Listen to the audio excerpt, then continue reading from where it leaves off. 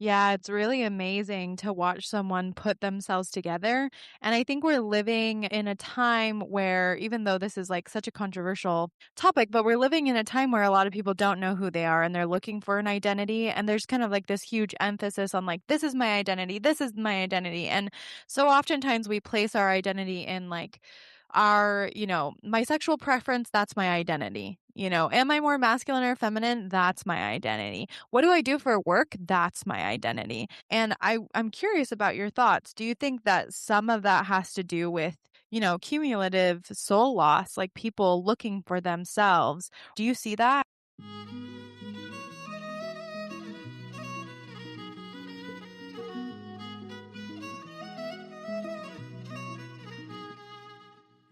Welcome to the Feminine Alchemy podcast, where we explore the truth about the feminine, the peaceful, the wild, and the visceral. I'm your host, J.N. Behringer, joined by my co-hosts, Julie Dean Richards and Kaylee Rose. Each week, we explore the deep mysteries of the feminine and help listeners apply them to their daily lives in a practical way. Join us to unlock the hidden wisdoms your soul has been waiting for.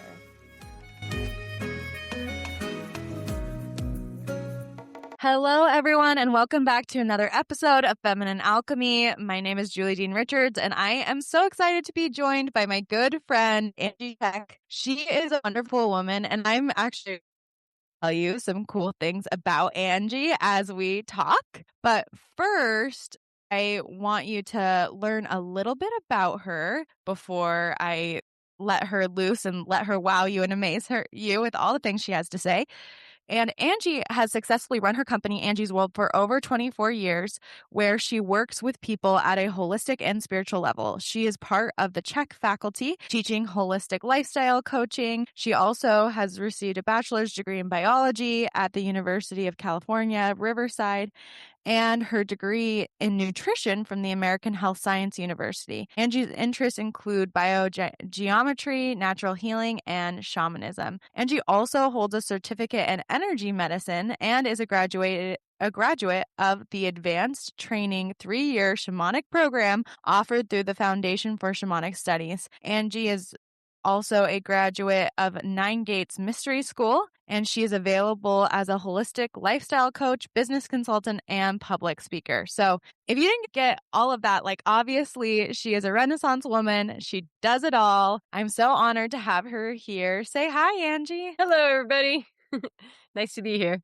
It's great to have you here. Angie has been such a great friend to me, and we met through her husband, Paul Chek, and I've been on his podcast a couple of times, but I have always been amazed by Anne and what she can do. So I'm so excited to have her here. We're going to hit a lot of different subjects, but first, I would love to just hear a little bit of your story because you're always into this kind of stuff, right, Angie? Yeah, absolutely. So I am actually writing a book. I've been writing this book for over 10 years now, but it's a story of my life, a little autobiography. And it turned into one book into 4, and it might actually be more. And I figure that eventually I'll get those books out and I'll probably continue to write them as I live because I keep on connecting the dots to parallel things that happen in my life. So I'll give you a synopsis of how it started. I mean, obviously, this is like when we start working in energy medicine and dabbling in the esoteric sciences, it's something that kind of is lingering through you like a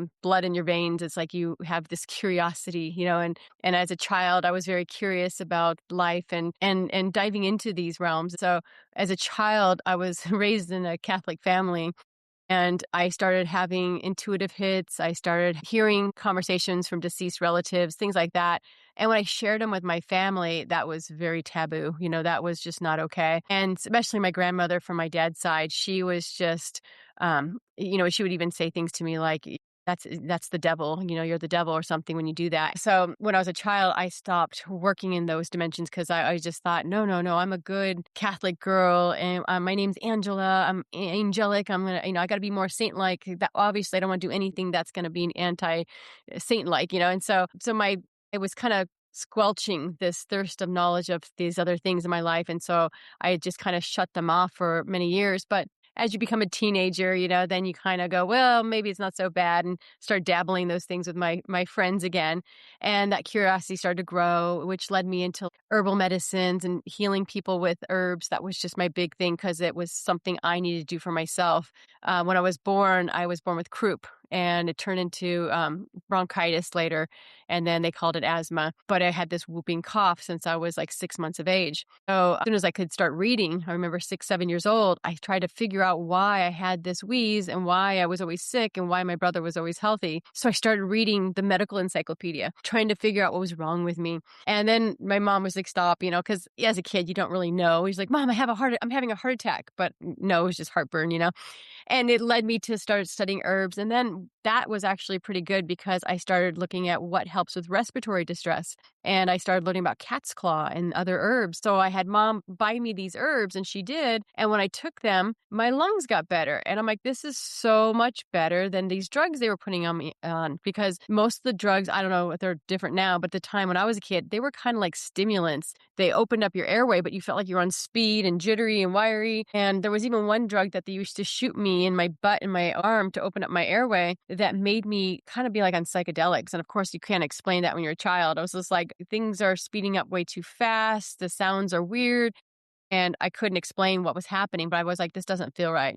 So that kind of led me on my path. Like maybe doctors don't always know the right way to go. And maybe there's other ways that we are forgetting about.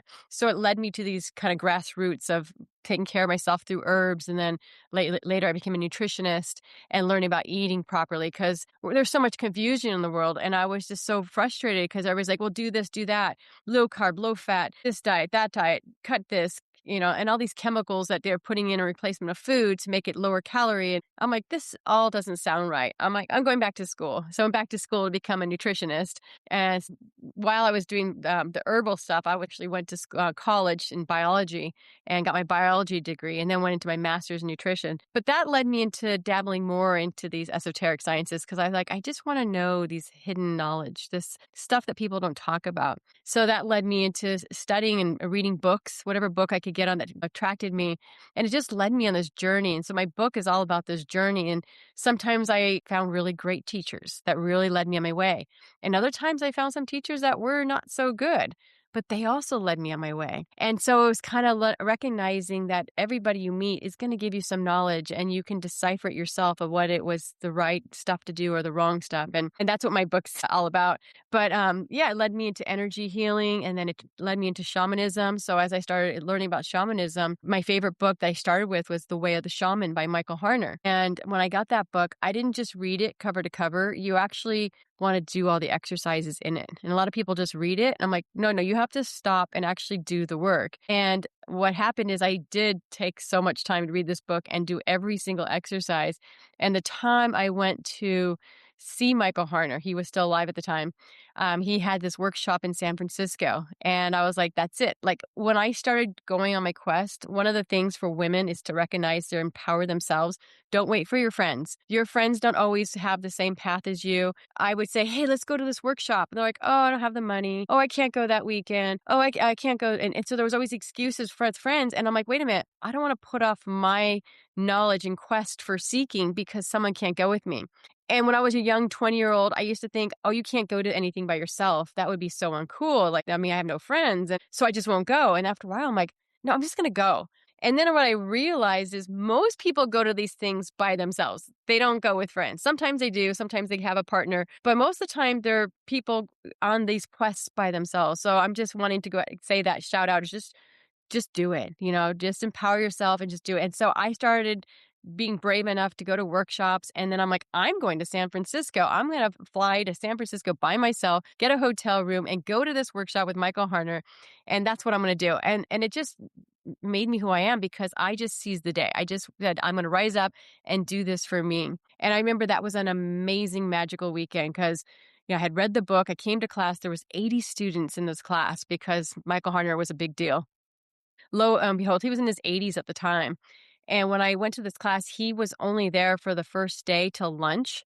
And I had no idea. It said him and his assistant were going to teach this class. I think it was Susan McCullough. I don't remember for sure. I think it was her. But anyway, so I went to it and he said, would anybody like to work with me? So I raised my hand.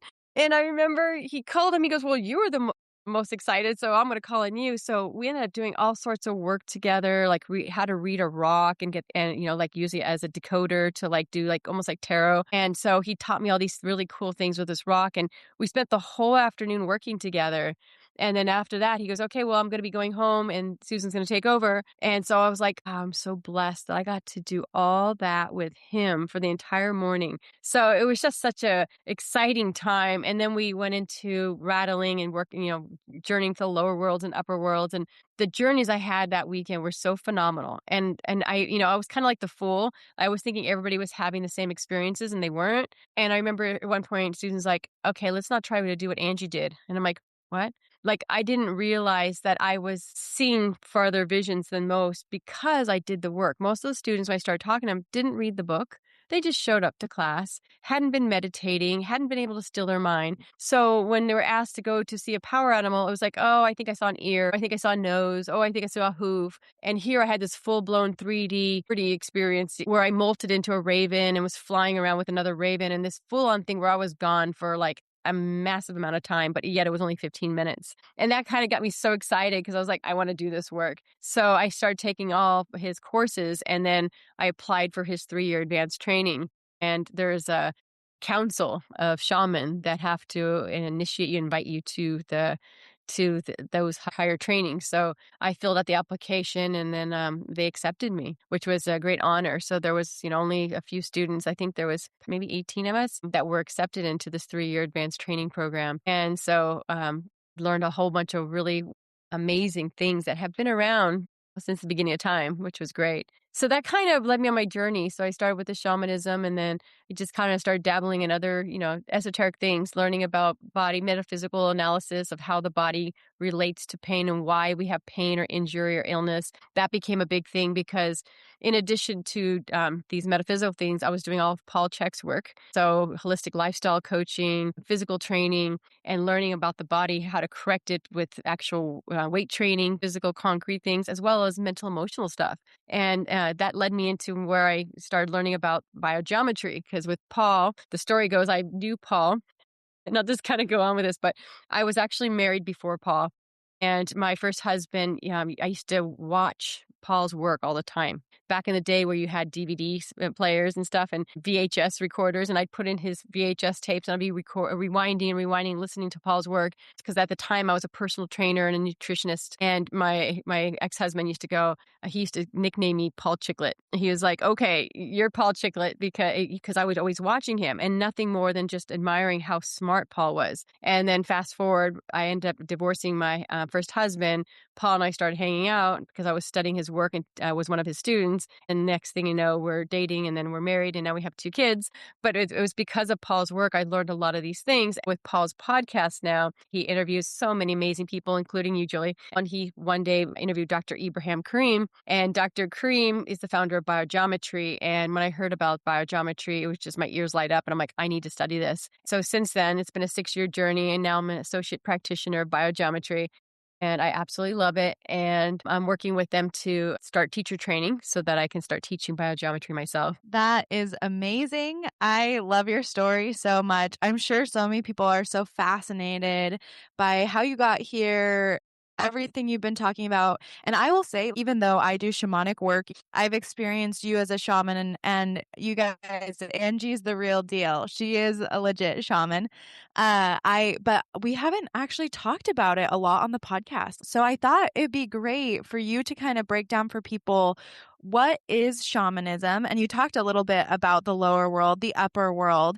Could you just break down a little bit of what it is, why we use shamanism? Yeah. So, I guess in a layman's term of shamanism is, working with the unknown, the unseen, connecting to your ancestors, deceased and living, being able to see those worlds that are alive around us all the time. We're here in the middle world is what they call it. And some of you might have seen a ghost or an apparition or a spirit. That's in the middle world. So souls that don't pass on will be here in that middle world. Souls that are helping spirits come back to the middle world to help us. And so a lot of us get a little bit of that, like I saw something or heard something, or maybe you had a vision, or those things happen in the middle world. But when you journey, you can do that through drum, you can do that through psychedelics. Michael Harner's school is all about natural journeying. So it was all about drumming and learning how to get the right drum beat so you can put yourself into that space, which is really amazing that you can do that. And through those journeys, I feel like those are my most powerful journeys because you're completely sober, yet you're having these, like I said, 4D dimensional, you're out of your body experiencing. And it's like, okay, you can't say the drug was doing it because there's no drugs in your body, so powerful stuff. So in that shamanism world, they teach you how to explore the lower world. And a lot of people think, oh, lower world, is that hell? No, absolutely not. The lower world is just another world. Usually you'll see it as more jungle-like. You'll see a lot of power animals, nature spirits, things hanging out in the lower world. Upper world is more angelic world, angels, saints, guides. They like to hang out there. So I find a little bit more sterile, but it's a great place too. So you see a lot of religious people like to go to the upper world because they're afraid of the lower world because they think that's hell, and it's so not true. And so these worlds exist. And when you die, you have a choice of where you're going. If you die suddenly, you may not know you died. You get stuck in the middle world. But you might go to the upper world. But it's just like my analogy is if you were born, like I'm born in California, it doesn't mean I have to stay in California. I can travel to Florida, to Hawaii, I can go anywhere.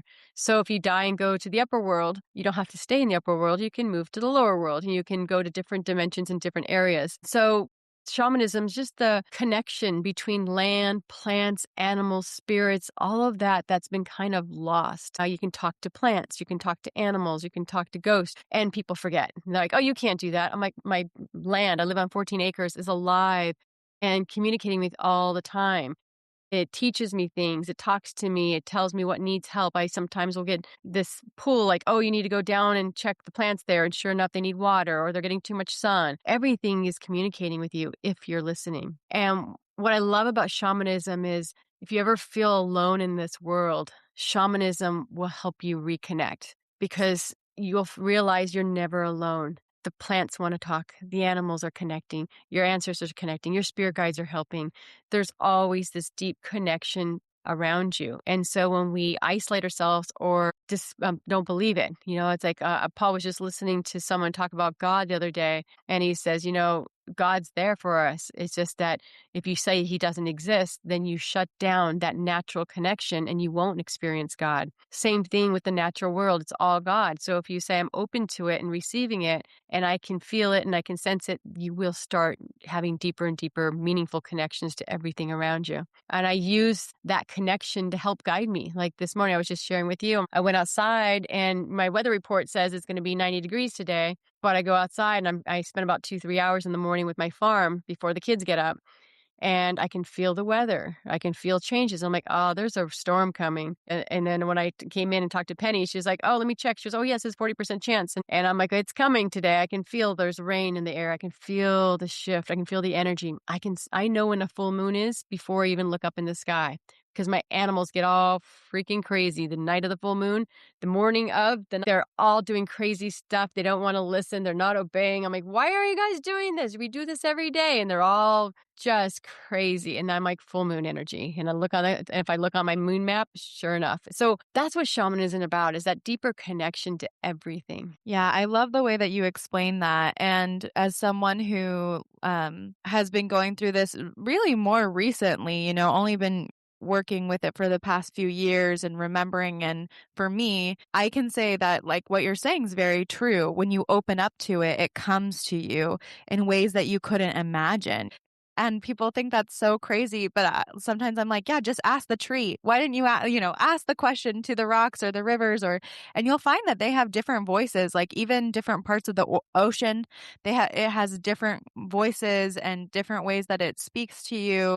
And when you were talking about the upper world and the underworld, often I use this analogy because I find a lot of shamans use this analogy as well, or like we see it as the tree of life, in that like the underworld is like the roots, and the upper world is like the leaves on top, and everyone's trying to get to the top of the tree, but the roots are just as important as the top of the tree and just as full of life. And sometimes that's kind of like embodiment for us, like getting into our bodies, like we've got to go inside, but we're so worried about what's going on externally. So as you're a mother, And working through all these things, you've been doing this for a while. How do you teach your children? Like, how do you navigate this and these kinds of spiritual questions with them? Do they know you're a shaman? Do you work with them? Do they have gifts open to them? Like, what does that look like for you? Yeah. So, it's just our natural world to connect to spirit. They've never had a mom that didn't do that. So it's natural for them.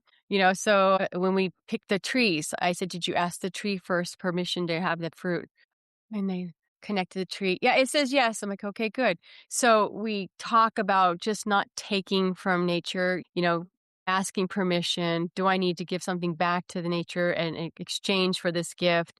How many fruits can I take? Don't just grab as many as you can, saying, how many will the tree really allow you to do? What's the best thing? And so there's that deeper connection. Both my kids have that deep connection to the land and I love that. And I laugh because I'm teaching biogeometry too. It's just part of our world. And I love it because my children have never seen anything, especially Zoe. I knew biogeometry before she was born. So she's just born into this world where I use my pendulum. And so when she was a little girl, I have a video that I love to share people. She was 2 years old and she was teething. And she pointed her hand, because I always get the personal wavelength from the top of the hand with the pendulum. And she goes, biogeometry. Biogeometry. And that's a big word for a 2-year-old. And she knew how to say it. And one time, there's another video where I drew some symbols on her body and to help her. And Paul goes up to her and goes, what's that? She goes, biogeometry. He says, what? Is that, Mama did that? Yeah, it's biogeometry. And so she was saying it to even him in another video. It's so cute to see. And she knew it was important and she felt it. Like when she was teething, I'd be like, oh, I have these homeopathic little drops I can put in your mouth. No, Mom, no, biogeometry. He insists on biogeometry, but I can just give you this little syrup or something. No, no, no. Want me to rub this on your gums? No, no. Biogeometry.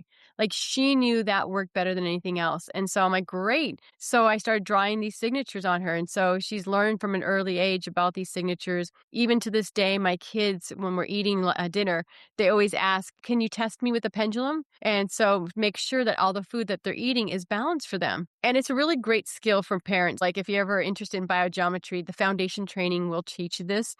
And you can test your whole family. So sometimes we think, oh, I know best. They need to eat their vegetables, and you get pissed off at your kid because they're not eating their vegetables. I will test. And sometimes I find that, oh, that vegetable is out of balance for them today. So I'd be like, okay, you don't have to eat your broccoli, but you're going to have double green beans or something, so we'll replace it with the other vegetable. But sometimes that vegetable isn't ideal. Like 2 days ago, Zoe came home. She's her first week of school, and she kind of came home a little sick after the week. And I'm like, oh, she's fighting all these bugs. So we had this meal with a bunch of vegetables, and I tested her, and none of the vegetables were good for her. I'm like, huh. And I thought, you know what? Her body's processing stuff right now. Let me see what she needs. So she needed bone broth. So I said, let's stick with bone broth. And so she did, and she recovered overnight. It was great. So I didn't fix her system more by giving her things I thought would be good for her when her body was fighting something. But the next day she was great and she was eating again. So I love that because sometimes we think and they're like, oh, this is, it's a vegetable. It should be good for you. But not always, not always is it that vegetable. And so it's helped my family. So my family uses it all the time as well. So they've grown up in the spirit world. Paul and I talk about spirits, biogeometry, energy. They sometimes talk about what happened to them before they came here. Like Mana one time told Paul's like, where were you before you were in Mommy's tummy? And he goes, oh, well, I was kind of like flying around. And he goes, were you by yourself? He goes, no, I was with Zoe. He goes, but I beat her to it. So I came first. And so it was kind of cute. Like he has this recollection of somewhere else, and then he was with her, and that he wanted to be with us, and so it's kind of fun to hear them talk about where they were before they were here, and understanding that we live and then we die and we come back. And sometimes they're like, "Oh, I don't like this. I'm just going to die and come back." And I'm like, "Oh no, you don't understand. You don't just come back right away." And I said, "And I'm not having any more babies, so you can't die and come back. You have to stay here." We'll come back another time, but don't be rushed to live this life, live this life and come back. But it's cute. It's a different conversation than most families, I'm sure. Yeah, it's really cool to hear that. And it seems like you kind of just naturally integrate integrate it the same way, anyone would naturally integrate their beliefs into their children's lives. But it's wonderful to hear that how like easy it is for them to pick it up and understand it and like feel it and the repercussions being so positive. And since you brought up biogeometry, I'm really excited to chat with you about it because I think most people have never heard of it. After we talk about biogeometry, I do want to come back a little bit to soul retrieval because it's something you're really skilled at and a lot of people don't know about it. But first, let's talk about biogeometry, what it is, how it works. And I will say I have worked closely with you with biogeometry. You've done it for me multiple times, but also you did it for my son. A lot of people don't know this. My son was in the hospital for like a week in 2024. It was the week of the 4th of July because it was my birthday, and that's my birthday. And he had this really swollen lymph, and it was getting red streaking on it. And that's why I took him into the hospital, because I had done everything I could do for it. I didn't know what else. They didn't know what it was. He got literally hundreds and hundreds of tests of them just trying to figure out what was going on with him. Everything came back negative. All the bacterial came back negative. All the viral came back negative. And finally, I just told them, like, there's nothing you can do for my kid that I can't do for my kid. And so I left. But I talked to Angie that day. I texted her and I said, hey, this is what's going on. And she's like, oh, let me do the biogeometry for him and you can print it out. And I did the biogeometry for him, and it was gone literally the next day. And I am like so convinced, because we tried everything else, and that's exactly what healed him. It was like overnight. After Angie did the biogeometry, he was just totally himself again. The swelling was totally gone. I sent you guys the pictures of the huge difference, which was so crazy. So this stuff is really real, but what is it? How do you use it?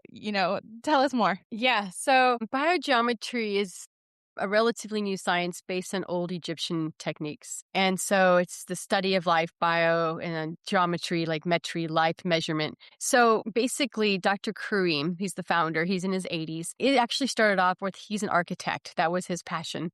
And because he was Egyptian, he wanted to learn more about the Egyptian pyramids and how they emitted healing energy, because he wanted to harness that energy and create apartments and smart homes where people were immersed in this healing energy. And that was what he set out himself to do. So he started studying the pyramids, and then that led him to study all sacred sites around the world that he could afford to go to. I guess he was traveling a lot. And he was learning about what was the commonality, what is the common, what is happening there. So what he discovered, that there was 3 light energies that are powerfully entwined in sacred sites. So he called that the BG3, like biogeometry 3. So higher harmonics of ultraviolet, higher harmonics of gold, and then horizontal negative green.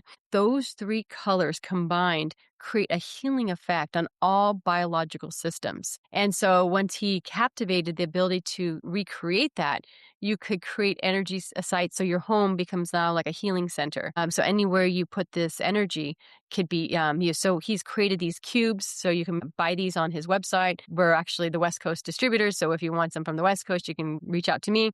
But he sells these home kits where it's a cube, where you can put it in your house, and it sends out energy signals.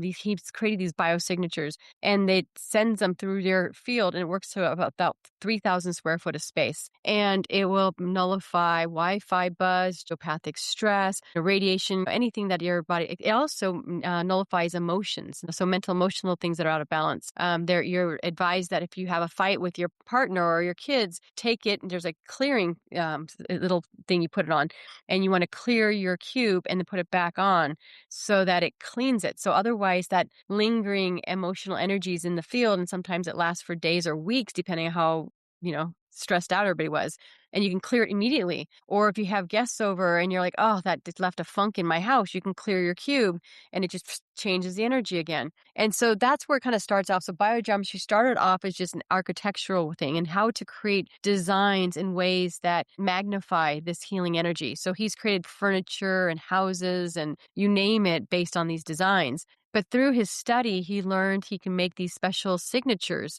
for the human body. And that's what I use for your son. And so he's created about 158 signatures now. And he's got some for every major organ: lungs, liver, intestine, stomach, and you name it. So you can use a specialized pendulum that he's created. It's called the IKUP, which is the Ibrahim Karim's Universal Pendulum. Students call it the iCup. So you use this iCup pendulum. It has different shapes that work on physical, mental, emotional, vital, and spiritual levels. So when I'm testing someone with that pendulum, you're working on all different aspects of their body. And so sometimes we have a physical problem, but it's not coming from a physical disturbance. It'd be coming from emotional disturbance, a mental disturbance, a spiritual disturbance. That's why it was able to work for your son, because they were working at a physical level. But maybe it wasn't at a physical level. Maybe it was at a vital level or some other level that we need addressed by finding the correct signature. So the way I like to explain it is we're energetic beings. And we have a natural, optimal way that energy travels through every single organ of our body. But then when we get exposed to all this Wi-Fi, chemical radiation, artificial chemical sweeteners, dyes, everything we put into our body, it scrambles our energy field. And then what happens is the body starts to forget the optimal pathway through the lungs or through the heart or through the kidneys. So when it starts taking a suboptimal pathway, eventually that leads to weakness or illness. And so these signatures, when they're brought back into your field, remind your body what the proper way for the energy to flow. And so simply by putting them, I actually did one on my arm the other day. This was a lung signature. And so my daughter was having a little problem. So I put some lung support on me. And I'm also, believe it or not, allergic to hay and straw. And so when I'm out feeding my animals, I start to wheeze. So I put that support on me. So that reminds my lungs that's for the alveoli to open up and expand so I can breathe again. And so you immediately draw them on you, or I make these emitters. Like I have a couple emitters here. This is of a client. And then these are the signatures she needs to help balance her body. And then what you'll find is over time, it's subtle energy, and it just starts working. It actually starts working right away. As soon as I print them, it works on that person. But it may take a couple weeks or longer, depending on how long it's been out of balance. And that's kind of the science behind it, is learning to just work with energy. And I gravitated to it because when Dr. Karim first came out and started talking about it, there was all this 5G towers. And I was just like everybody else, let's blow these 5G towers up. They're so bad for us. And he's like, no, this is science. This is nature. This is evolution. We can't just destroy things. There's some good things coming out of this. He goes, we just have to work with it so we can balance it. So he's created these things called Hemberg emitters that are specialized, like pendulums, that you point at your 5G towers that are anywhere near your area, and they transmute the energy so it becomes healing energy. So instead of poisoning everybody in the environment, it's now healing them. It's like my Wi-Fi tower in our house. So everybody has a Wi-Fi, and I used to turn it off at night and then turn it back on in the morning. And then we had it on a timer, so it did it for us. And now we leave it on because I've used the corrections that Dr. Karim has created. So now the Wi-Fi is actually healing us 24/7. So that's kind of in a nutshell how biogeometry works. Wow, that's amazing. What a cool idea. Yeah, I think especially in the health world, we always have this feeling of like, oh, you got to get rid of it. We got to get rid of all this stuff. We have to get rid of it. And for some things, that's true, right? Like you don't want to eat all the artificial sweeteners and the dyes and all the processed stuff all the time. But I love this idea, especially when it comes to energy and wavelengths, there's a way to redirect those to really help you, which is amazing. And so for my experience working with you, so people can imagine this if they aren't watching the video, when I worked with Angie, she used that special pendulum and she would hover it over the different signatures. And the signatures kind of look like different shapes. Some look more squiggly than others, or they just have a different, shape, and the pendulum will tell her which kinds of shapes you need. And I found for me, there were shapes that I liked. Like when I saw it, I was like, oh, I like that shape. And I didn't tell her that. That was all happening in my head. But she would hover over it and be like, yes, this is the shape you need. And I'd be like, I knew it. I knew that was the shape, right? Like this is the right one. And you'll see that you naturally gravitate towards these because it naturally helps your body, helps the flow of things. And the first time she did it for me was right before the bar. And I had like a million things wrong with me. I remember you being like, you have a lot more shapes than most people usually have. You have a lot going on. But I attribute it to one of the things that helped me have such a clear head during the bar and pass the first time, and to just be able to see it because it really helped. And has been helpful, but I love hearing about the science behind it. And I like hearing about how it's worked really well in your life. Do you have any other examples you want to share about like clients, things that it's helped them with? Oh, yeah. So I actually did just a webinar just recently about this because I was teaching some of the students how I use it. And so the biogeometry students, I was showing them all my case studies. So I'm actually creating another book on that as well. But the stories, there's so many stories. I work on not only humans, but animals too. So because I have a farm, I have so many great stories about how my animals are healed. And, I have pictures of my animals when I adopt a lot of animals. So my heart goes out to them and I'm like, I'll take this animal and I'm going to work with it. I have a story about Rudy, my pig, and he's 17 years old now. He's a potbelly pig. And when I adopted him about, 5 years ago, he couldn't walk. He had giant sores on his wrists. He had horrible skin. His hair was falling out. He was he was probably the ugliest pig I'd ever seen in my life. And I was like, why do I want this pig? But something was like, you need this pig. I'm like, yep, I'm going to take him. And they're like, oh, great. Thank you so much. So I use all my tools. It's like when you use biogeometry, you don't just use that, you use all your tools. So I'm a nutritionist. So I looked at him and said, oh, well, what's his diagnosis? Well, they said he has arthritis. Okay, great. What do I know about arthritis? Well, grains are really hard on arthritic joints. So I said, what's he eating? Mostly wheat, corn, and soy. So I immediately took him off of wheat, corn, and soy. And I said, let's put him on organic vegetables only. So I started giving him organic squash, cucumbers, carrots, fresh fruits, so apples, things like that. And I made a variety of different things. And I sometimes would give me alfalfa pellets, anything that was organic, that was a quality. And within 2 months, I did a biogeometry emitter for him. And within 2 months, he was walking, moving, a completely different pig. And I have pictures of this to show it, the difference. And it's quite amazing. He put on weight. His coat got shiny. He just looked like a brand new pig, really. And the most amazing part of that story is when there's a hoof trimmer that comes out every 6 months and trims his hooves. So when I adopted this pig, they said, here's her number. You can call her up. And he goes, probably in a couple of months, she'll need this. I'm like, okay. So 2-3 months after I had him, I call her up. She shows up in my house to trim his hooves and her jaw just drops. And she's like, this is not even the same pig. She's like, oh my gosh, what did you do? Like, this pig was on his deathbed. And now he is alive and well, and he's doing so great. And so, he continues to do well because I continue to monitor him. So eating well, he recently, because he has old teeth, had a problem with one of his teeth. So I started giving him smoothies. I just blended everything up. And then I pureed everything. I'm like, I just love my animals and I great things for him. And, but he's doing amazing well still. He's 17. You think he's going to go, but he's just got so much life in him. Another story, I'll go back to humans, is my mom. Like, this is why I started doing biogeometry. My mom was my first case study. So in 2020, my mom was diagnosed with pulmonary fibrosis in the middle of COVID. They said she had this lung condition that was scarring her lungs, that she had no more than 2 years to live. The doctor says the only thing you can do is slow the disease down.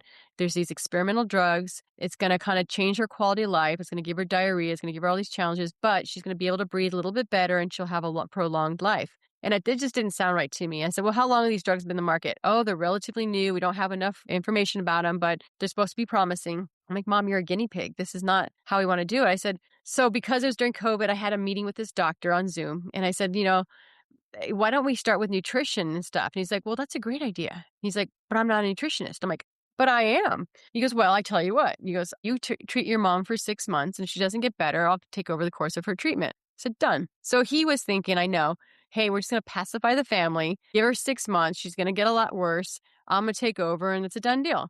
But the story was very different. So I have a good friend. She's a naturopathic doctor. So together we worked on my mom, did blood work, found out what she was low on, got her a bunch of good supplements to help her body kind of give it a jump start because she was so deficient in so many nutrients. And then started having her eat organ meats, quality organic food, and then the biogeometry. And so the combination was so powerful. She went back after 6 months and the nurses were doing the test, a breathing test where you inhale and exhale through a machine. And they're like, my mom's getting really nervous. She's like, whoa, what? Just the doctor will tell you. The doctor, my mom's thinking, oh my gosh. Well, thank goodness they didn't send her home. The doctor was going to read the results right then.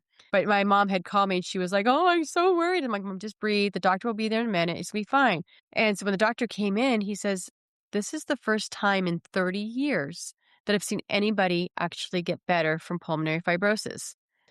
He's like, can you tell me what you did? So here he had just retired, this doctor. So his whole life, he was his pulmonary physician. He never had seen anything like it. So he was actually curious. He's like, what's this biogeometry? What are you doing? And what he said to my mom was, keep seeing your daughter. She gets results better than I can ever achieve. And so that was what happened. So every 6 months she went back for her tests, and every 6 months she got better. And over time, she either stayed the same or, didn't get worse though. But there's a point where your lungs are just good. So she stayed the same. And so that's what happened. She just turned 75 this year. It's 2025. So it's, 3 years longer than they said, because they said she was going to die by 2022. And she's, hanging on. And why? Because we did these practices. So it's amazing. So it works on elderly, it works on children, it works on, like I said, the younger ones, I think it works better because our cells are so resilient. There's a time and a place. It's not a cure-all, end-all for everything. I've worked on some people where they're too far gone. And the way it works is I'll do a biogeometry emitter. And after it prints out, like when I print one of these out, I can go back and test you on anatomy charts and see if it's all balanced. And if someone's too far gone, it will first say it's balanced. Within an hour or two, I test again and you see imbalances again. They need more signatures. A couple hours later, they might need more. I've had it some people where they were so far gone, I literally printed it off my printer and tested right then, and it was out of balance already. And I'm like, wow, it's just like there's all the energy in the world. It's just the body is breaking down. My analogy is like having a beautiful boat and it starts getting holes in it, and you plug up a hole and another hole comes, and you plug another hole and then you plug in another hole, and then you're putting all your fingers in the hole and there's just water spurting out, and you're like, the wood is just too far gone, and it's like, and you can recognize that in people. So I don't want to say it's a cure-all, end-all for everything, but it does have its place, and it does work amazingly well, especially when it happens earlier with the diseases and versus later. But I've seen some amazing results. And I that's what I do primarily, is work with people. And right now I have files, put files on the wall, and it's like 20 files. But instead I have emitters in there. So usually I would say on an average day, I have 50 or 60 emitters going for people all over the world, and it works around the world. They don't have to be in my area. So I work on people in England, East Coast. I've had people Australia, people call me all over the place. And what I love about it, it's so accurate that when people tell me, I say, don't tell me your problem, I'll find it. Because if you call me and say, oh, I have a heart condition, I'm like, oh, look, yeah, there's an imbalance in your heart, and then I find your signature. Well, it's like, you told me that. So instead I say, don't tell me anything. I'll find it. And then now people believe it, because like, I didn't tell Angie anything. All she did is see me, and she's telling me exactly the problems I know I have. And then I make the emitter, and they're going to believe it, because now it's like, there's no way she could have known that, because she doesn't know me and I didn't tell her. And that's the magic behind biogeometry. Yeah, it is so magical. And like, for people listening, sometimes it seems crazy. Like, I remember my husband was like, you just printed out this paper and it has these shapes on it and it fixes stuff. And I'm like, yeah, that's what you do. Obviously, you do the testing and everything first. But when you look at the emitters, yeah, they're pieces of paper with the symbols on them. Face. Mm-hmm. But the shape of this paper, these L66s, these mandalas, all this is sending energy into this center here. And anything that's in here, including your photo, is getting harmonized with these select signatures. But it's powerful. So it's like our mind wraps around that and goes, wait a minute, I just had this session and she gave me a piece of paper, and I'm going to be better. But it's amazing. It works. And I love it, because sometimes when people don't know where to turn, they ask me, and then I can help them. And a lot of times I can figure things out within 5 minutes. And it's kind of funny, because they'll go to, like you said, test after test, and it's like they can't find it. And sometimes I can find specifically like this part of your lung or this part of your stomach. There was a young girl one time, she had all these problems. And so I just went out with 5 minutes. I just went through, and I'm like, oh, here you go. It looks like the pyloric sphincter. Go have them test that. She went back and says, can you check this pyloric sphincter? And they went in and tested, and they said, how did you know to look there? She's like, I didn't know what to say, so I didn't say anything. But she's like, yeah, because it's too woo-woo for them. But it works. And so it's like, well, it doesn't matter how I came up with that conclusion or how they knew, but they were able to find it. And what I find is that a lot of times veterinarians are a little bit more open than doctors. Not all doctors, but a lot of them.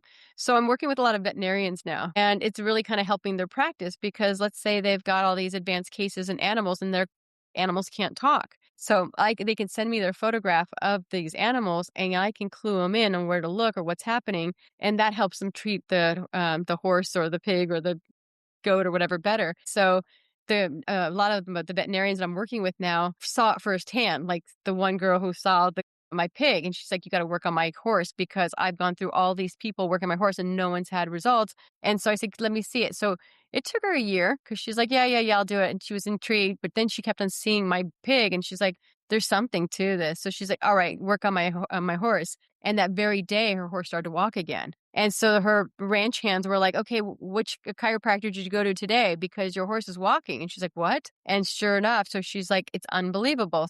That won her trust, And then I recently had a goat break her leg.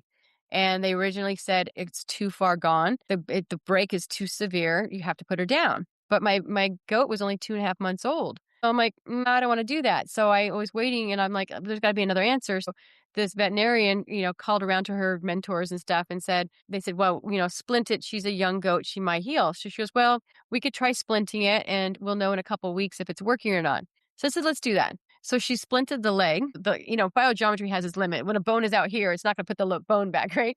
So she connected the bones where they're supposed to go and wrapped the leg really tight. And then I did my magic with biogeometry. 2 weeks later, she comes back and she looked at the x-ray and she's like, this is healing. She goes, this goat's going to make a full recovery. This is amazing. And so now it's won her trust because she's like, she saw what the bone looked like and there was no way this goat was going to do well. And it's looking fantastic. So that's the power of biogeometry. Yeah, it's wonderful. And it helps so much. If you think about it, it's really actually quite logical. If you fix the energy behind it, we believe in all these things. Like, I mean, I've seen this meme a million times. Like, we believe in Wi-Fi and we believe in all these electrical currents and that I can text you, right? Like, I can send you a text from here and you'll get it right through the air somehow. But we don't believe in our own energy and all of these things when it's right in front of us. And this is just another technology that allows us to do that. And if people work with you, just so they know, it's not just Angie who prints the emitter. She gives you yours and you print it out so you have it in your home and you can have it up as long as you need it for your healing process. And I mean, it works. Like, you can hear all these amazing stories, but I love also that you have such a holistic approach. You're like, okay, I'm not just doing the biogeometry. I'm going to add the nutrition. I'm going to splint the leg. I'm going to do all of the pieces because I think that's what it's really about is you've got to do body, mind, spirit. You've got to work it all together, working with the energy. So I love to see someone who's such a great practitioner who works on all the levels, who helps in so many different ways. And you're just incredible at it. I know it because I've experienced it. You're just incredible at it. And I wanted to come back around. I mean, I'm happy. If there's more you want to say about biogeometry, I love it. I think it's so cool. I do want to tell people I really want to learn it. Like, it's in my back pocket of one of the things I'm going to learn, but I'm waiting for Angie to teach it to me. People have said that. I'm like, okay, biogeometry, I've got a list of students ready. Yes, and we will wait for you because you're the best. So I'm super excited for you to start teaching it. But if you want to work with Angie, you can work with her right away and you can learn, and she can give you so many resources for it. But I did want to circle back around because this kind of relates back to soul retrieval. It's like another level of doing this. And so a lot of people probably don't understand what is soul retrieval. It's something that shamans do quite often. So what is it and why would someone need soul retrieval? Yeah. So soul retrieval, I find, as you're saying, I'm working on different layers of you. And and it depends on what your problem is, what layer I start with. So my programs are never cookie cutter, like, oh, we start with nutrition and then we do exercise. No, some people may never do nutrition or exercise with me. They may never do soul retrieval with me. They may only do biogeometry.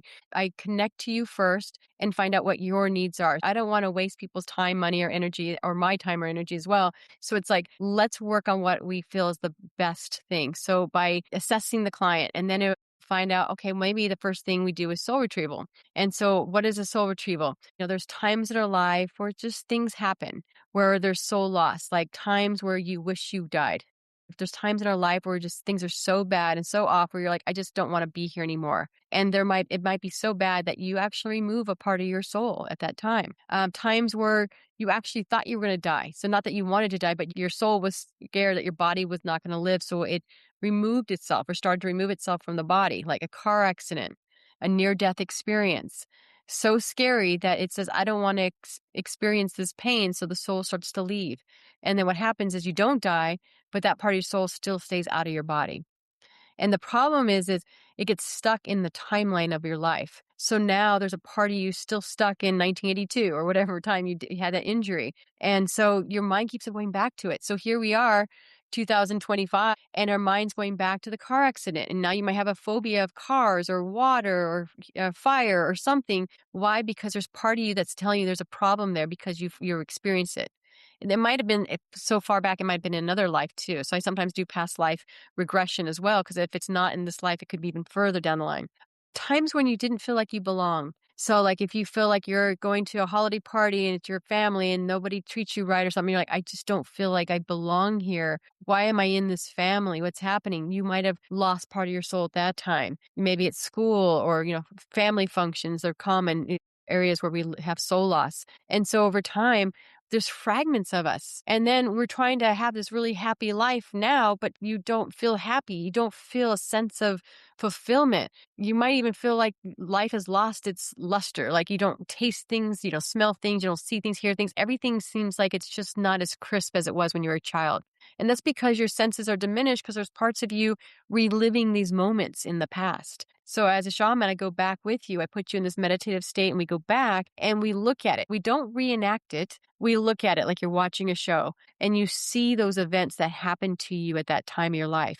And we go back and search for our soul lost there. And then we find something, we claim it and we bring it back into the now. And what that does is we feel more in our body. And so after having that session, immediately you'll feel calmer, more balanced, maybe more agile. Maybe your senses start feeling like I can smell better. I can smell again. I can taste better. Food's tasting better. I hear better. My vision's better. Everything seems a little more crisp. And it continues to happen for about 2 weeks because it takes about 2 weeks for that soul to fully come back into the body. So soul retrievals are really great for people who are experiencing long-term health problems where their life force energy is just draining from them, because it's draining back into these times in your life. So when reclaiming your power, it's pulling that back into yourself. Now you have that life force to sustain yourself again. And so I've seen some huge changes in people's lives where they just couldn't get better. They just couldn't get well. They just couldn't move on. And now it's like, I can move past that. And it's all different elements. Like I've worked with men who had problems with women. We claimed some of those issues in their past. And all of a sudden, like, I can talk to women again.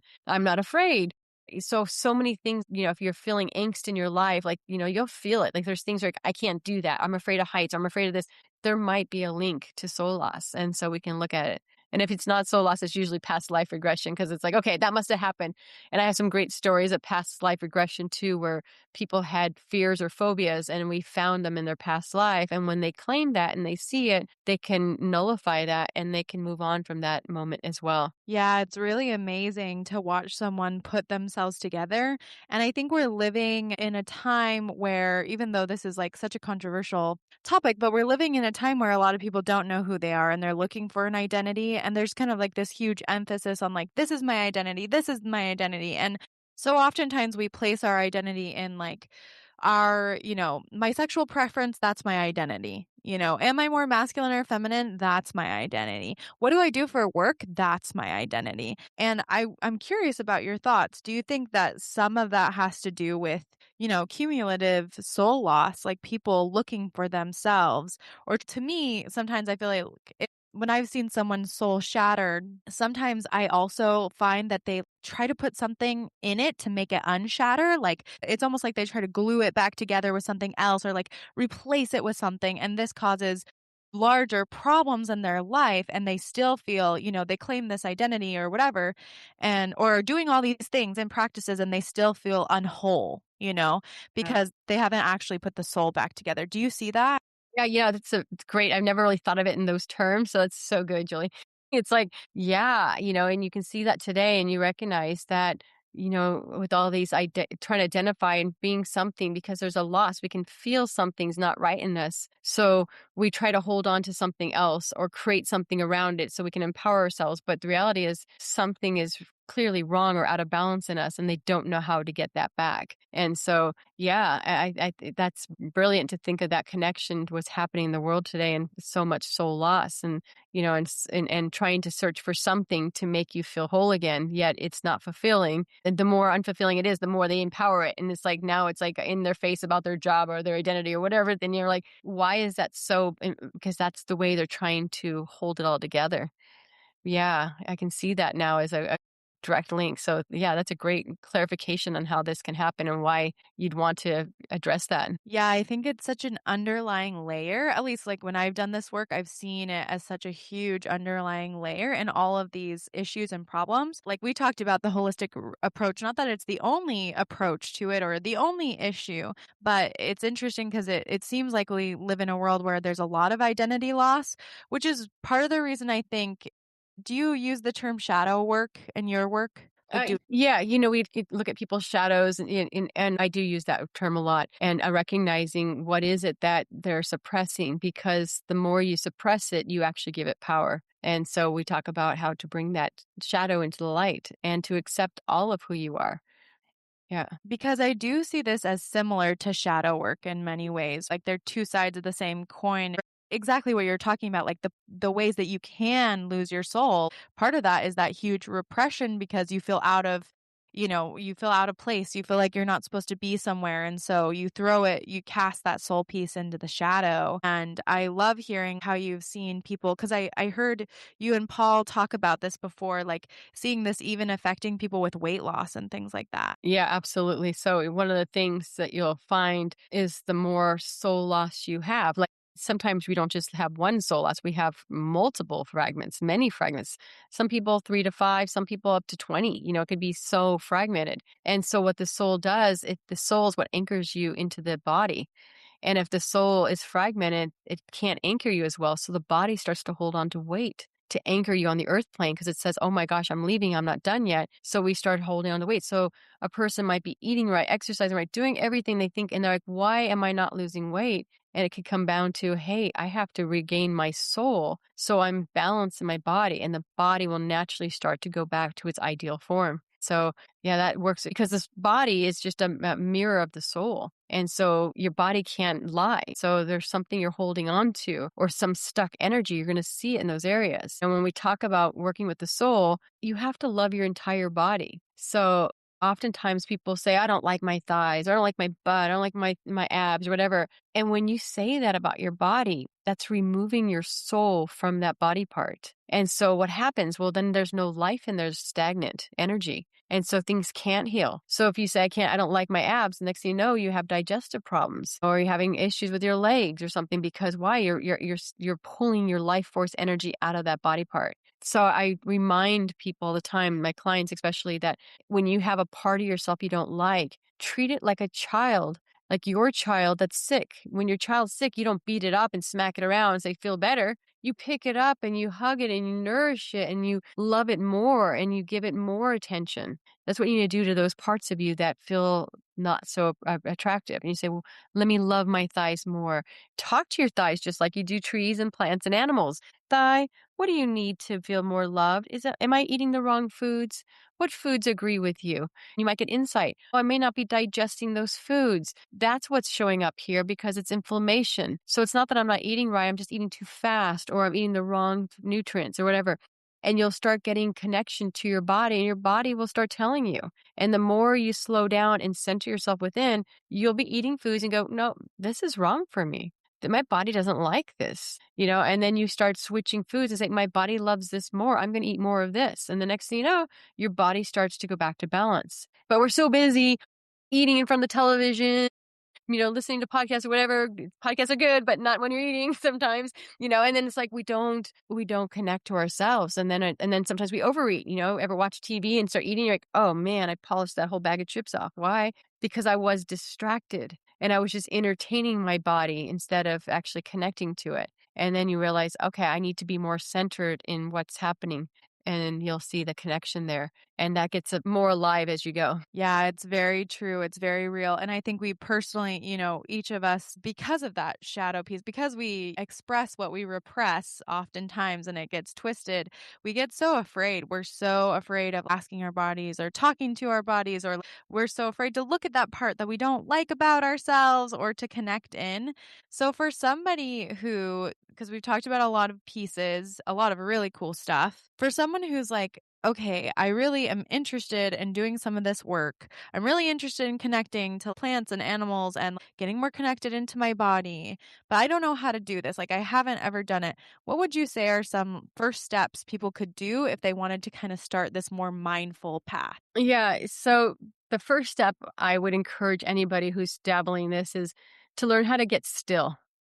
And that would require something like meditation, and so that's a hard one for most because we have monkey mind. At the HLC courses that I teach with through the Chek Institute, we teach how to do like Tai Chi that's very mindless. So it's easy, couple movements that you can just master right away. So it's not like a lifetime of training where you get to that point. And so kind of any Tai Chi, we also teach zone exercises. Zone exercises are specific exercises to specific chakras in the body. So if you know like your legs are having an imbalance, we can do zone 1 exercises and I can teach you those. So in Paul's book, How to Eat, Move, and Be Healthy by Paul Chek, you can buy it on Amazon, buy it anywhere, I'm sure, that will teach you specific exercises. And those are going to help you become more still and more calm in your body. And so when I first started doing all this work, I go back to the meditation. And the reason why I started listening to all these people I admired, and I saw this commonality that they all were meditators. I'm like, what's this meditation all about? Everybody who I am inspired by is a meditator. So I started to try to meditate. And I know that starting, it's not easy. And I talk about this in my book because it was like, okay, sit still. And it's like, oh, okay, but if I sit still, I had 2 modes, go and sleep. And if I sat still for more than 7 minutes, I fell asleep. In movies, I fell asleep. At concerts, I fell asleep.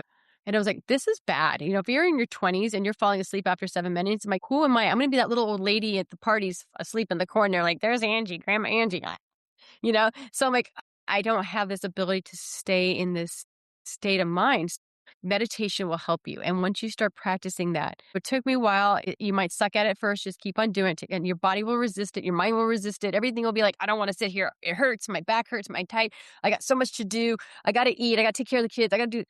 Just find at least 20 minutes a day to be in that no mind state and allow whatever comes up and recognize that's part of the path. So it's not, I'm going to sit down and just go into no mind. It might take you months and months to get to no mind. But the more you start that stillness inside you, the more you're going to start connecting. And then all of a sudden magical things will start happening. You'll start getting visions. You'll start to be able to have more clarity. You'll start seeing your dreams more. You'll be more mindful in your day because you're being more present. So that's the first step for anybody who's interested in this path is learn how to get still. If it's too hard to be in lotus and doing a meditation, you don't have to. Go for a walk, meditation walk outside. And I look at Julie's background there, walking in the forest, being out indoors, connecting to nature. I sometimes go into meditation when I milk my goats. I milk my goats twice a day, morning and night. And it takes me good half an hour. And so that's a no mind state. Sometimes I'm there just, you can hear the milk going, squirting into the can. And it's just like, and that's meditation. Waxing a surfboard. That could be meditation. Working with wood, that could be meditation. You can make meditation part of your life, whatever you do, and just allow yourself this ability to get into this like translate state. And that opens the doors for all these possibilities. Yeah, I love it. It's so simple. And I know so many people are going to be like, oh no, meditation again? Like, we're talking about meditation again. And it's like, yeah, but I love that you pointed out that you can do this a number of ways because I find that's how it works for me. Like walking is super, super helpful. The Tai Chi can be super helpful. Yoga can be helpful to you. But also, speaking of shamanism stuff, like there's a reason we use drums, right? Like drums are great for meditation. Shakers, I love shakers. I love using my shakers, but any repetitive activity that you can do, that's why people do this all the time without knowing it. They'll be driving and they'll be like, oh, how did I get home? I don't remember getting home.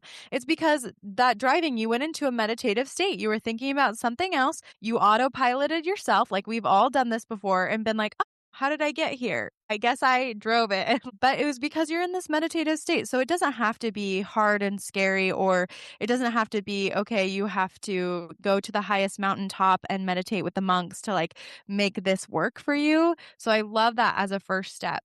Is there any advice about once you've started the meditation piece, and let's say you want to like connect into either your body or talking to like a tree or the earth, what do you do? How do you talk to them? How do you talk to the tree or the earth or your body? There's so many ways. And in HLC3, we go into deeper conversation about this, but I can just share the basics. So, you can start by just getting into the field of a tree. So, standing before a tree. So, where you can feel the energy of the tree, just say, hi, tree, and sometimes you'll feel the tree go, what?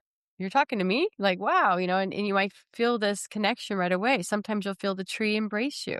You can touch the tree, say, how are you? And just put your hand on it and close your eyes and see what sensations come from the tree. And then you can also interact with nature by just, let's say you have a question on your mind. You're like, oh, I don't know what to do. And you're like, and you can talk to friends. Yes, that's always good. But sometimes you're like, I just want to be in nature with this question. So maybe it's like, should I move or should I take this job or should I date this person or whatever? With that thought in your mind, go out and look at the nature and say, I need help with this question. And so then you'll feel a pull to a tree. What does that feel like? You just feel like you want to go up to it. And you go up to it and you look at it and start looking at the shapes on the tree. Look at the branches, look at the leaves, and all of a sudden it'll remind you of something. And you go, oh, that reminded me like of a split. Oh, maybe that's a fork in the road. Maybe I need to go in a different direction. Or you'll see something twining up. Oh, maybe I'm supposed to get back together with that or something. And it will teach you. And so then you walk around and can commune with all the plants and all the flowers and see what catches your eye and go, oh, what does this plant have to say to me? And you'll find images coming from that stem or flower or something and say, what does that remind me of? What is that message? And then sometimes the hummingbird will come or something else. And you pay attention to everything. Like I pay attention to animal spirits, and we haven't really talked about that, but I'm always connecting to animal spirits and they're always in our field. And it's like, well, why do some days you see a squirrel and some days you don't? Some days you see a bird, and some days you don't. And some days you see a skunk. And what is it? Well, when you start to learn about the different properties of these animals, they're giving you messages. It's like, oh, this came in my field today. Like for me, when I see squirrel, that means I need to save. Something big's coming. Okay, thank you, squirrel. Thank you for reminding me something's showing up. And so I start saving a little extra or putting a little money aside, and boom, the dishwasher goes out or something. You're like, thank you, squirrel, for showing up because it told me something's coming up. Like owl spirit comes in and starts hooting in my field when as I call it, shit's gonna hit the fan. And when that happens, it's like, it's scary for me. I'm like, oh no, what's happening? But they also feel comforted. I'm like, something's gonna happen in a couple of days, but I'm being protected by spirit because that's why I got the message. So I get my, senses are up and heightened and alert, but I'm also calm inside because I know that I'm being protected. So I'm like, okay, what's happening? And I'm always being guided. So people are like, how did you know that was going to happen? I'm like, I didn't, but I was aware that something was going to happen. So I was able to take action faster than I would have if I was not paying attention. Yeah, it's beautiful when you can tap into all of these messages. And for people listening, we've talked about it once before on another podcast, but this idea of animism, which is the idea that there's a purpose for everything, just like the ancients thought, right? The ancients thought, oh, if I see a fox, that means something. There's a reason that fox has come through. Exactly what Angie said. When the owl comes, okay, she knows something big is going to come into her life. Even squirrels can be messengers. And I think we have gotten so, I don't know, we're just so desensitized. Like we think that this is so woo-woo, this idea that like, how could a tree give you an answer? How could it give you a message? How could seeing an animal ever teach you something about your world or relate to you? Like that would mean that we have to accept that the universe is working together, right? Everything is connected and it's connected to you. And so I think that's why people have a hard time with it, because even in our traditional view of God, we don't see God as that connected to us, right? Like we have to pray and then we can maybe get an answer, and we have to wait a long time for that answer rather than being like, no, the answer's here. God gave you the answer the whole time. The whole time it's been around. Everything's trying to talk to you. Everything's trying to help you. And when you view the world like that, I think it just changes your whole state of mind. Like if you view the world as everything's trying to help you. And for me, as just like a small example, because Angie's totally right. Like this can be as simple as just saying, hi, asking a tree, hello, do you have wisdom for me? And sometimes like Angie said, some trees or like some animals or whatever are not used to that, or the ground or the rock. Like it's been so long since somebody's talked to them that they're like, they're reluctant to help. I don't know. I haven't found that. I have found that mostly everything's ready to help you. But sometimes I do find they might be a little reluctant because they're like, do you really want to listen to me? Because no one's listened to me in like 1,000 years. But when I was talking to the ocean, I had kind of this traumatic experience. And I went to the ocean and, she just told me what you would expect the ocean to say, right? I was just asking her for wisdom. And she just said, time washes away everything. Time will wash it all away, just like the wisdom. Yeah. And so this wisdom is open and available. I think we're just so out of tune with it coming to us. And it's start with our body too, because as you were talking about that, it's something I tell my clients all the time. It's like you eat junk food all day long and your inner wisdom starts saying, don't eat that, don't eat that. But if you keep on doing it, it's kind of like putting duct tape over your mouth going, and after a while, your body just like, whatever. And then you don't feel those side effects from eating crappy food, and it's like until you start eating better again.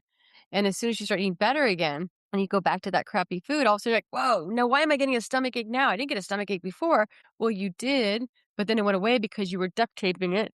And then when it's like you said, yo, you're going to listen to me? Oh, thank God, don't eat that crap. I don't want to eat that anymore. And so when you start listening to your own inner world, then it's easier to hear the outer world because it's just an extension of you. So if you're feeling like I can't feel it or I can't sense it, keep on cleaning up this world. As this world becomes healthier and healthier, that world becomes open to you.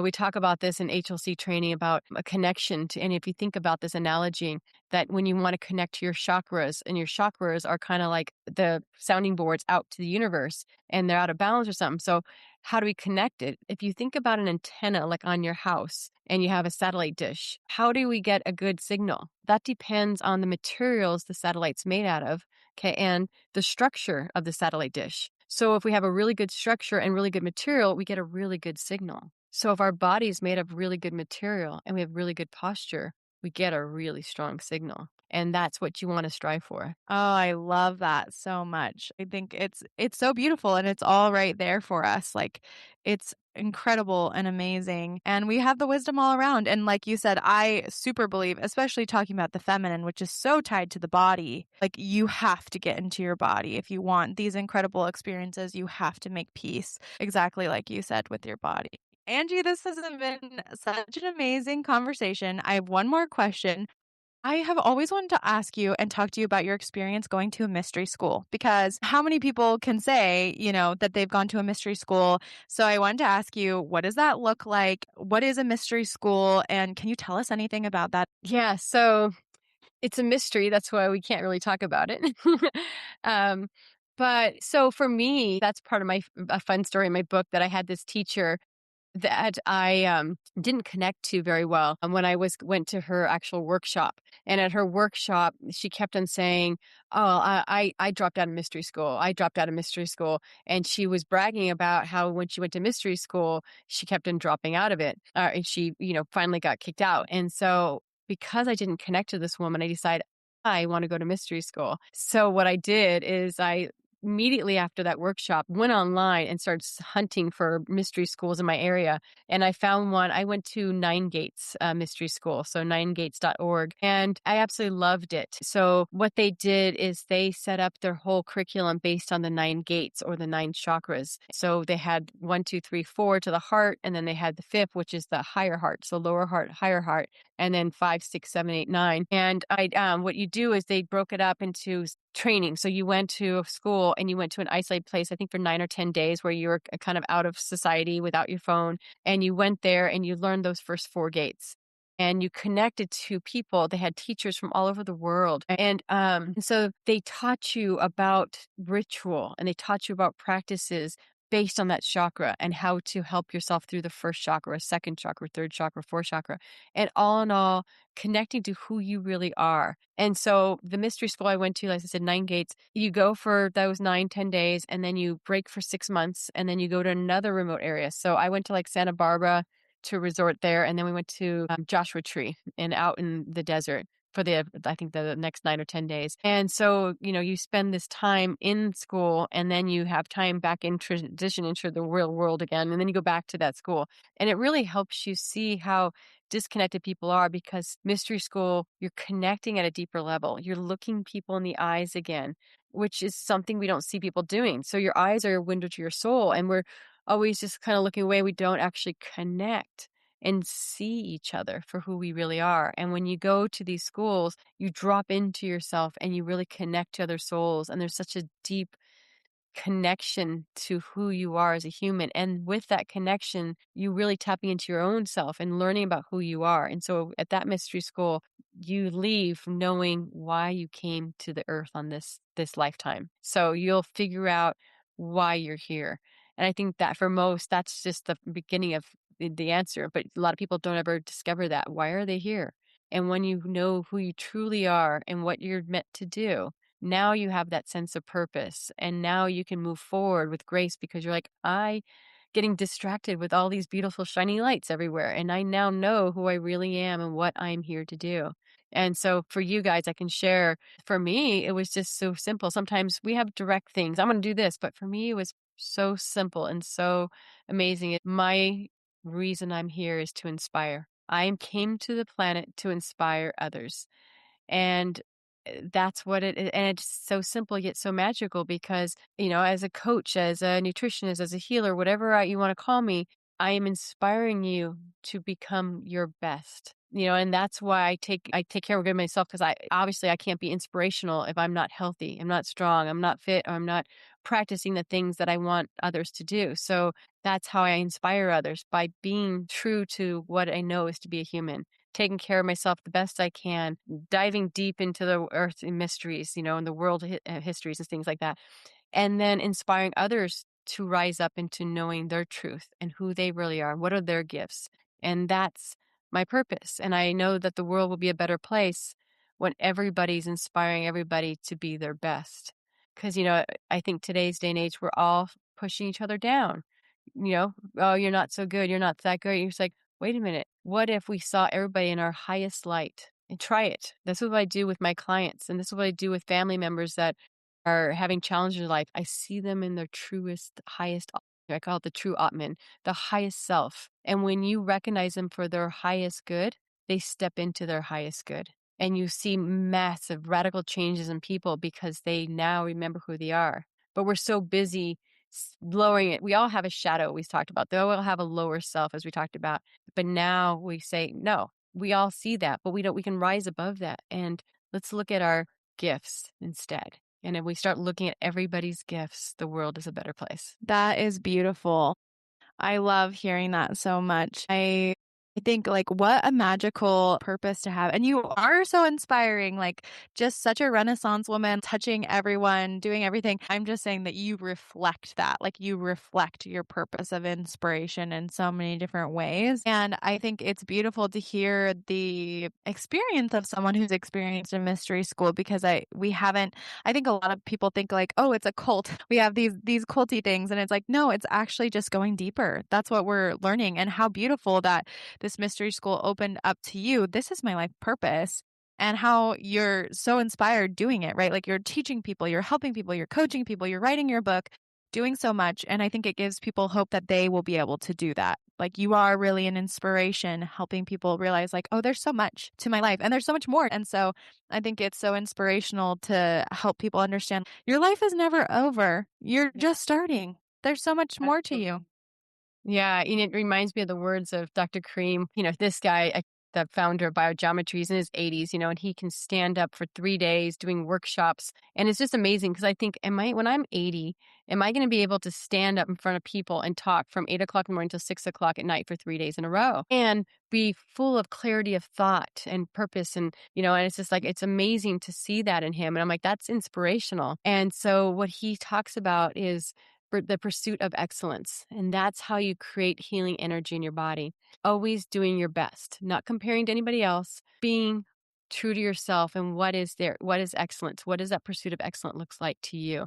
And I really find that inspiring, because it's like, yeah, Am I doing my best? Because we all know when we're not. Sometimes we make excuses and stuff. It's like, sometimes we're sick, sometimes we're tired. There are reasons why, but the best at what we can at that moment in our time, not comparing to any other day, but that pursuit of excellence within us. And that's what I feel like that's what can inspire me, others too, is to realize every day I do my best. I love that. I think that's so beautiful, and what a beautiful note to end this interview on. So before we go, can you tell people how they can work with you, how they can be inspired by you, where they can find you? Yeah, so you can email me.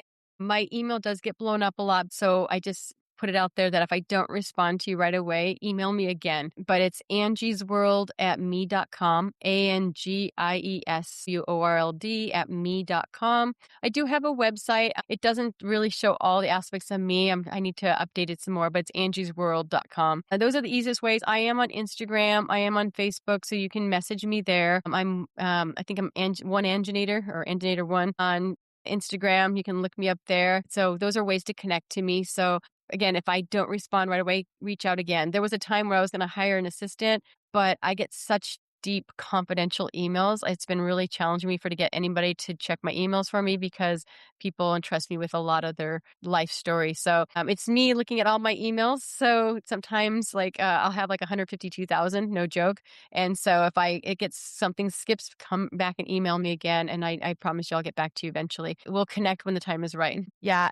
Yes, email Angie. She is wonderful. She's amazing. Is there anything else you want to say to our audience before we close out?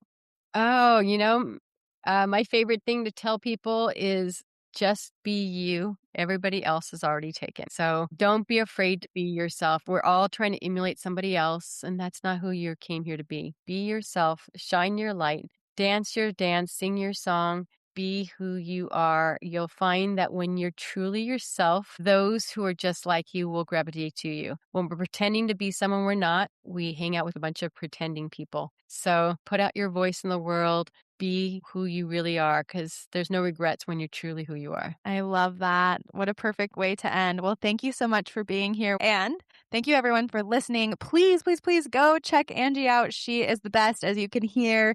Email her. Go check her out on Instagram. Go check out her website. Get some biogeometry done. We're so glad that she could be here with us. And we will see you all next week. Bye-bye. Thanks, Julie.